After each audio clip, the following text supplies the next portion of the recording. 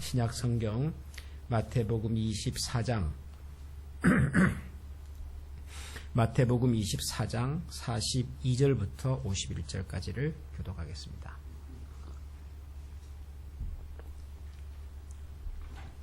마태복음 24장 42절에서 마지막 51절입니다. 그러므로 깨어 있으라. 어느 날에 너희 주가 임할는지 너희가 알지 못함이니라. 너희도 아는 바니 만일 집주인이 도둑이 어느 시각에 올 줄을 알았더라면 깨어 있어 그 집을 뚫지 못하게 하였으리라. 그러므로 너희도 준비하고 있으라.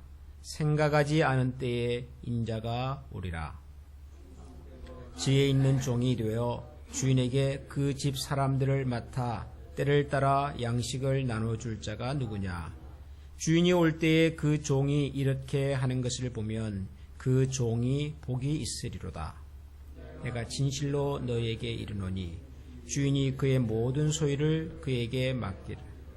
만일 그 악한 종이 마음에 생각하기를 주인이 더디어 오리라 하여 동료들을 때리며 술 친구들과 더불어 먹고 마시게 되면 생각하지 않은 날 알지 못하는 시각에 그 종의 주인이 이르러 엄히 때리고 외식하는 자가 받는 벌에 처하리니 거기서 슬피 울며 이를 갈리라.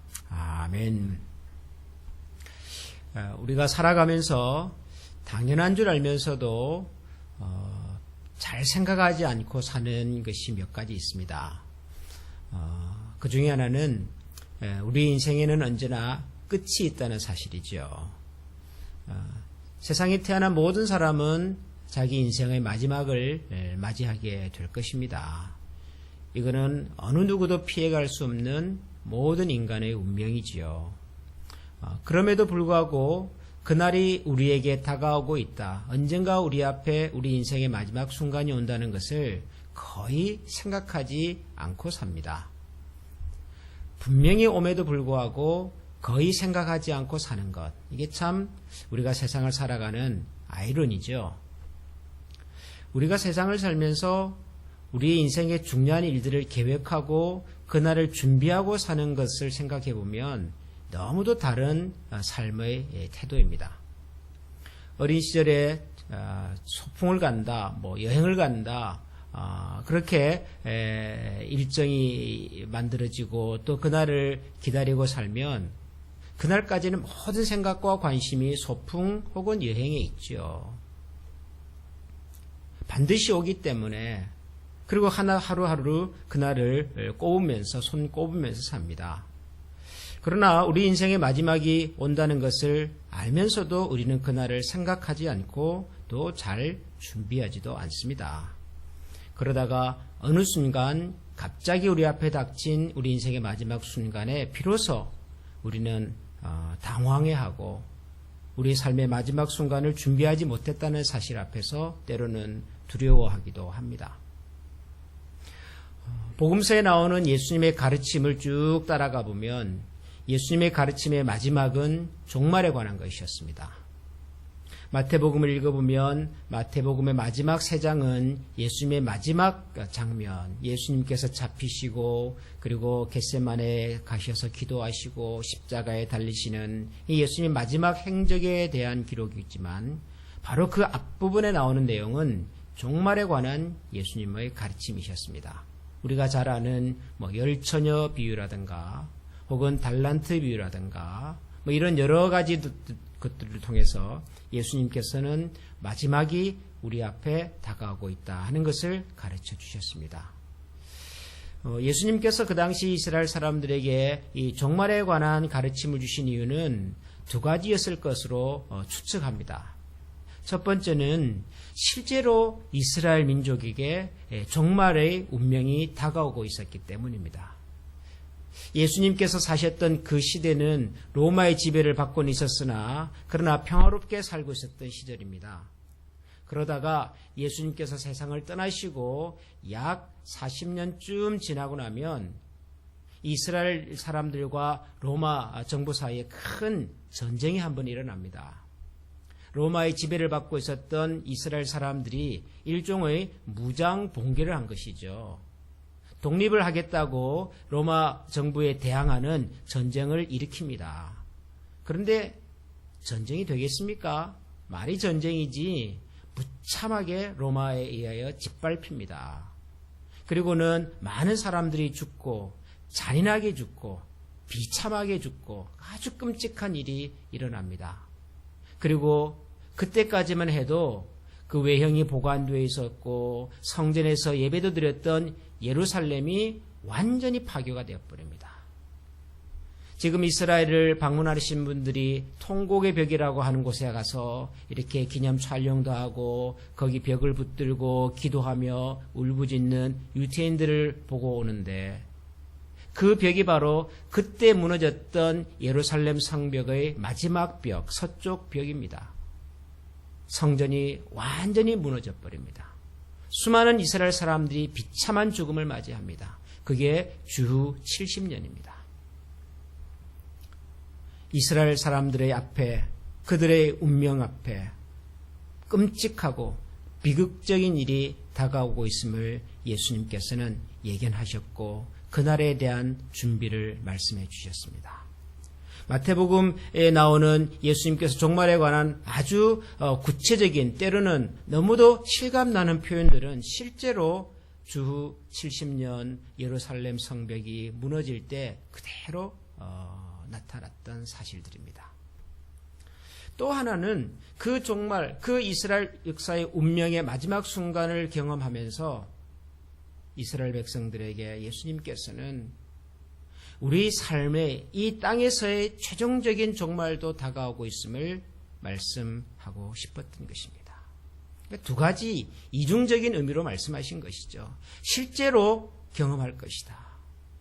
그리고 그 실제적인 국가와 개인의 운명의 마지막 순간뿐만 아니라 이 세상 역사의 마지막도 다가올 것이다 하는 것을 예수님께서 말씀하십니다. 그리고 그날은 언제 올지 아무도 알지 못하는 사이에 불현듯 순식간에 찾아올 것이라고 예수님 말씀하셨습니다. 종말이 언제가 될지, 그게 개인의 종말이든 역사의 종말이든 그날이 언제가 될지 아무도 알 수 없습니다. 우리가 세상에 태어나서 자연스럽게 살면 수명이 80이다, 90이다, 100이다 그렇게 말하지만 실제로 내 인생의 마지막 순간이 언제가 될지는 아무도 모르죠. 개인의 종말뿐만 아니라 우리가 살고 있는 이 땅의 역사도 언젠가는 마지막 순간이 올 텐데 그날 역시 언제일지 아무도 알지 못합니다. 내일일지 1년 후일지 아니면 10년 후 100년 후일지 아무도 모르죠. 왜 종말의 순간을 하나님께서는 이렇게 숨겨두셨을까? 개인의 종말이든 혹은 역사의 종말이든 왜 마지막 순간을 하나님께서는 숨겨두셨을까? 저는 아이러니하게도 우리 개인과 역사의 마지막 순간을 숨겨두신 이유는 우리가 이 세상을 살아가는 현실 속에서, 현재 속에서 더더욱 성실하게, 더더욱 하나님의 사람으로 적극적으로 살아가라는 메시지가 아닌가, 저는 그런 생각을 합니다. 종말에 대한 오해를 하는 분들이 가장 대표적으로 범하는 실수가 뭐냐 하면 종말에 대한 지나친 생각과 종말에 대한 지나친 두려움 때문에 지금 나에게 주어진 역할과 사명을 소홀히 하는 것이죠.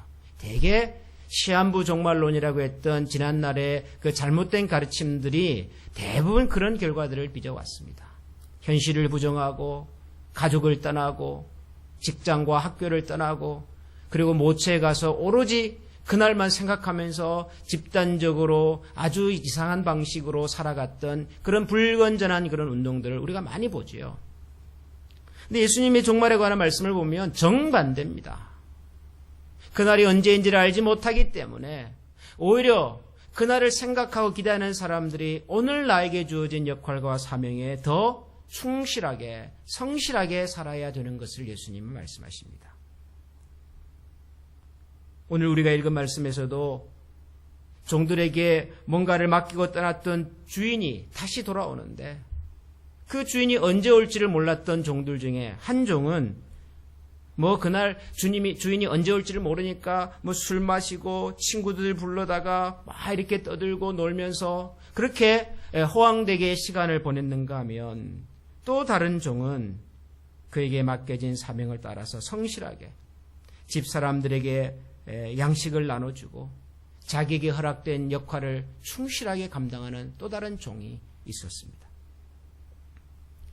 주님의 의중은 분명합니다.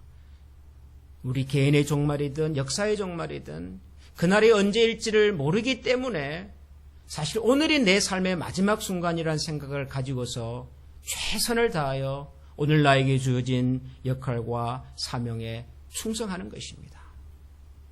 나에게 최선을 다해서, 우리 스스로에 대해서 최선을 다해서 말하고 이야기하고 땀 흘리고 힘써 살고, 그리고 내 인생의 마지막 순간이 설령 오늘이라 할지라도 후회와 두려움 없이 하나님 앞에 설 수 있는 삶의 태도와 모습, 성경은 종말을 기대하고 종말을 바라보는 성도의 삶의 모습을 우리에게 그렇게 얘기하는 것이죠. 종종 우리 어른들께서 이런 말씀 하시지 않습니까? 야, 나는 어떻게 아프거나 사고를 만나지 않고 그냥 잠자다가 조용히 하나님 앞에 가면 좋겠다. 이런 말씀들을 종종 하실 때가 있습니다. 저는 그게 우리 어른들의 마음만이 아니라 우리 모두의 마음 같으면 좋겠다는 생각을 합니다.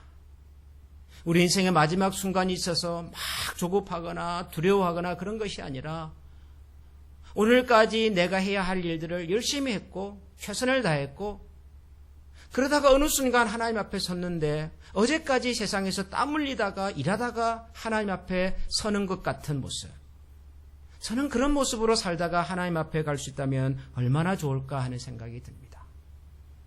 우리가 나이가 많이 들어서 육체적으로 힘이 있든 없든, 우리가 어떤 어려운 상황을 만나가지고 고민하고 슬퍼하고 힘들어하는 상황이 있을 수도 있지만, 그럼에도 불구하고 우리 삶의 마지막 순간이 언제 어떻게 올지 모르지만 그날까지 우리는 변함없이 오늘도 나에게 주어진 사람들을 사랑하고, 오늘도 나에게 주어진 이 일들을 최선을 다해서 땀 흘려 일하고, 하나님 앞에 서서 하나님께서 우리에게 어떤 말씀으로 질문하셔도 당당하고 부끄러움 없이 하나님 앞에 설 수 있는 그런 모습으로 한 걸음 한 걸음 살아가는 그런 우리 모두가 될 수 있기를 소망합니다.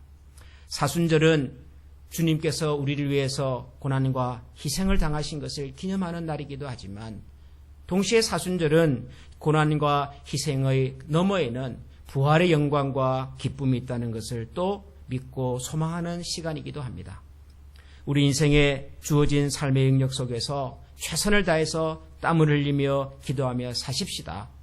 그리고 그 너머에서 우리를 기다리시는 주님의 손길을 바라보고 그 하나님의 영광을 소망하면서 오늘도 주 안에서 신실하게 살아가는 우리 모두가 될 수 있기를 소원합니다. 우리 시간에 다 같이 한번 마음을 모아 하나님 앞에 기도하겠습니다. 우리 삶의 마지막 순간이 설령 오늘이라 할지라도 하나님, 두려워하거나 조급하지 않을 수 있도록 저희들의 마음과 생각을 지켜주십시오.